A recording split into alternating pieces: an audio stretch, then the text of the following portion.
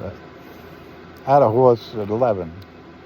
I had 2 penny saver routes at 11 and a half. I had to lie to get the penny saver routes because I was too young. It had to be 12. I was 11 and a half.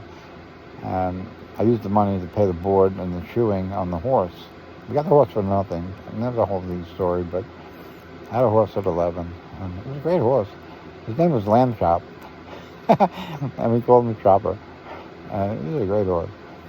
But I got stories about that one. I'm not getting into it now, but and it was on the Old Westbury, very rich neighborhood. You know, Howard Stern lived there. I don't know if Martha Stewart lived there, but a lot of rich people lived there. And I got stories about rich people that drive you crazy, and that's why I hate them. Yeah, they're just a different class. You know, it's like the problem is when you know they're rich, you kind of like set things up that you know they're going to fail at. You know, it's like they're not going to give you money. I mean, 90% of them don't have money on them to give you. You know, they don't carry money because their accountant handles that. You know, so it's just a different mindset. It's different mindset. It's just like when you go to Brooklyn, it's a different mindset than the Bronx. Different mindset than Queens. You know, it's just different.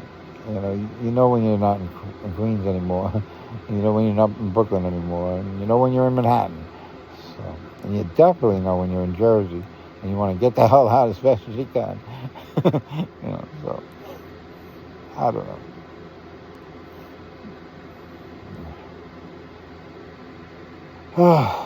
That's why they make tunnels to Jersey. They couldn't. If they made a bridge, you could blow it up. Everybody would blow it up because so nobody can get to Jersey. But the tunnels are harder. I guess you can blow up a tunnel too, but it's a little more messy with the water and all. I'm making fun of Jersey. You know, I don't care either way. I'm indifferent. You know, if it wasn't for Newark, the news would be pretty boring. You know, but we gotta change all these things. You know, this is my nightmare. It might be your nightmare too, but it's my nightmare. You know, this is what I think about.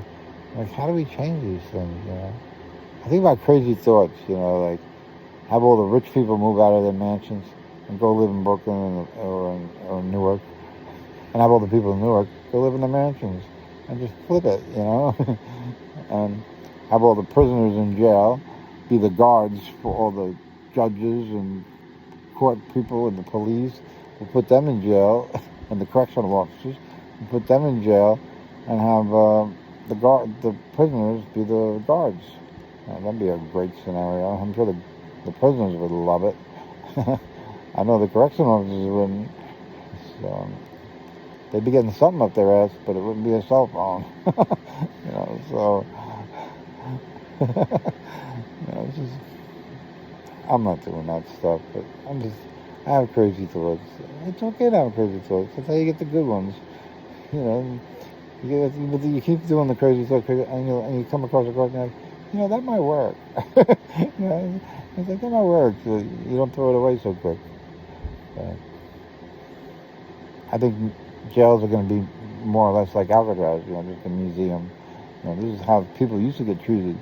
You know, so it's not their fault. It's the society they were brought up in. That's why they're in the jail. And it's the society's fault that they're in the jail, not their fault. And society didn't say that, and it never will. But that's the truth. You know.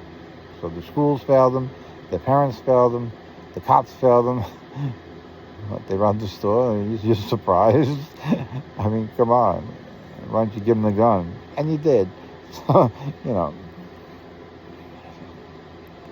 the bullshit's got to stop. The bullshit's got to stop.